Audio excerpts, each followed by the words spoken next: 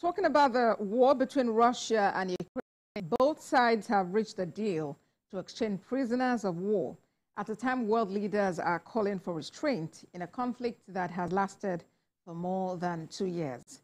We have an update on the latest development. In a deal brokered by the United Arab Emirates, the Russian Defense Ministry says it had swapped 150 Ukrainian soldiers held captive for the same number of Russian soldiers. Mr. Zelensky says those released include the defenders of Azovstal and Mariupol, the Chernobyl nuclear power plant and Snake Island. He gave the number of Ukrainians who have returned home as 189. The freed captives have been emotionally reuniting with their families, full of joy that they will celebrate the new year together on their native land. This is the 59th prisoner exchange since the full-scale invasion of Ukraine by Russia began over 2 years ago, and it is one of the biggest so far. On the Ukrainian side, those released included soldiers, border guards, National Guardsmen, and Navy servicemen. Many had reportedly been in captivity for more than 2.5 years. Ukrainian officials say some had returned with serious illnesses and injuries. For some families, the agonizing uncertainty has come to an end. But thousands of Ukrainians are reportedly still in captivity in Russia and Russian-occupied parts of Ukraine.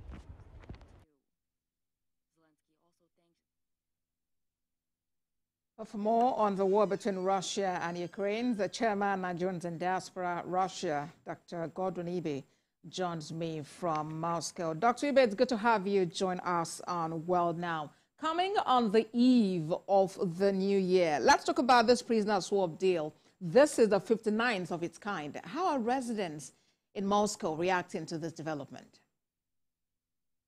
Once again, thank you so much for having me. It's a fantastic time to talk about developments on the eve of the new year, and I would like to wish you compliments of the season and a happy new year in advance, and to all viewers as well. And now going straight to the point, of course, it couldn't be a happier moment than the family of those whose members have served in the special military operation between Russia and Ukraine. Of course, they are the happiest, but it's also good for every other person, secondarily, who is hearing about it. And of course, also a good feeling to see that families are reunited and you know, they can now move on with their lives and or serve the country in other ways. You know, so it's just one of many. Like you rightly said, it's the 59th prisoner exchange. It shows that there's a lot of room for improvement, and there's a lot of appetite for peace, you know, behind the scenes. But of course, yeah, it's what it is. All right. So talking about that appetite for peace, in less than 2 months, it would actually be 3 years since this war broke out. Could this be a sign of an end to this lingering conflict? No, it's not a sign of end to the lingering conflict in any way, because first of all, the steps to ending the conflict begins with negotiation. There are currently no negotiations on ending the war directly between the two parties. Out of the two parties, there's only one country who considers it illegal to have any form of negotiation with Russia.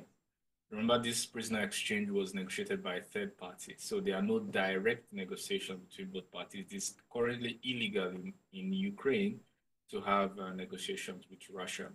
Russia doesn't have such laws, so it begins with admittance and the will to negotiate and remove any hindrance and encumbrances that prevent such negotiation. Also, the type of demands that are made from both sides, for example, from the Russian side, is of a national strategic significance. It's not a nice to have. It is considered something like an existential threat to not militarize its neighbors or its borders. So until those national and strategic interests are met, there's no chance for any compromise in negotiation. All right. And from the body language of authorities in Moscow, can you say that Russia, you know, is considering, you know, tweaking its constitution to allow for negotiation for an end to this war? It is not Russia who has the ban. It is Ukraine that has the ban or the prohibition in its law that prevents the negotiation. So Russia is willing to negotiate. Russia has said it so many times, as long as its interests are taken into account and the realities on the ground are also taken into account. But for Ukraine, it's not ready to negotiate. It says until there are talks of going back to the pre-1990 border before it could come to the table. So you see, it doesn't allow that. All right, but officials in Kyiv have actually said that negotiations about prisoner exchanges have become more difficult in recent months. So are we likely to now see more deals like this in the nearest future, considering this particular one wasn't even brokered by the parties involved in this conflict? Well, it's a two-sided thing. First, there's a third party usually who mediates this, but also there's the willingness of both sides, and it's usually attached to something. For example, now it's Christmas period. They are usually on Christmas Day, which is in Russia, as you understand, it doesn't use a normal or the British or English Christmas Day. It's the 7th of January for Russia. So the New Year comes first before Christmas Day. Usually there are no much artillery exchange. They tend to respect it.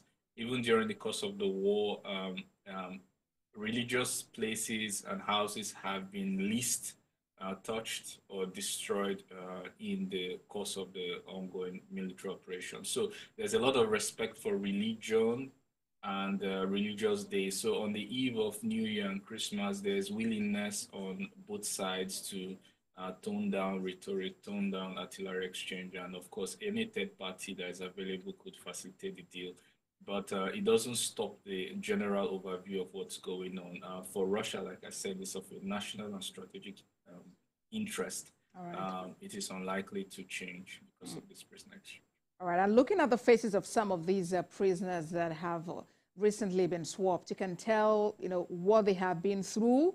I can imagine what they would eventually tell when they open their mouth to talk about their experiences. I'm curious as to what you think is the path to peace. Well, I alluded to it. The path to peace begins with the willingness to negotiate, coming on the negotiation table and trying to talk more and to iron out differences. It is obvious at this stage that Russia cannot be defeated on the battleground, as many have said towards the beginning, or made to change his mind through sanctions and other forms of non-military means. It is important to know that both sides are ready to go down to the last, to achieve their long-term goals. So all sides should push towards peace, and of course, supplying weapons. And obviously, we cannot rule out the fact that the war benefits some people. Those people are unlikely to want the war to stop. Until those people are fished out and pulled aside, they will continue to enjoy weapons supplies. They will continue to profit Who are these from people, it Dr. Ebe? Well, obviously, you shouldn't wait for me to tell you, but the military-industrial complex, the defense companies, and all contractors that are connected with anything that has to do with the defense industries will obviously be profiting from this war because they have to supply, and the demand outpaces the supply. With the law of free market economy, if there is, tells you that, yeah, that's a good time to be supplying. Right. So anyone in that field or area for capital means or as a capitalist obviously wants the war to continue, and we have to fish out those people and put them aside before you can create an avenue for negotiation. All right. As we wrap up the conversation, let's talk about the Nigerian community in Russia. How is the community managing since the start of the war? Yes. We have to be abreast with the news. We have to update Nigerians with what's going on. We have to help them to be up to date also with their documents, with means of payment. The laws change, the economy adapts to sanctions, and people have to eat, people have to live, people have to study, they have to pay school fees, they have to be exchanged between Nigeria and Russia, whether it's for goods, services, through logistics, whether it's financial exchange, whether it's skill or labor. All these things still go on, and we even people who maybe want to serve the country and the military on the war front, or people who want to volunteer. We've had all sort of situations connected or directly connected to the special military operation, and our duty is to make sure that Nigerians' interest is best represented in Russia, and the Nigerians contribute also to the development and growth of Russian Federation. Chairman, Nigerians in Diaspora, Russia, Dr. Godwin Ebe, thank you so much for your time on World Now. Thank you for having me.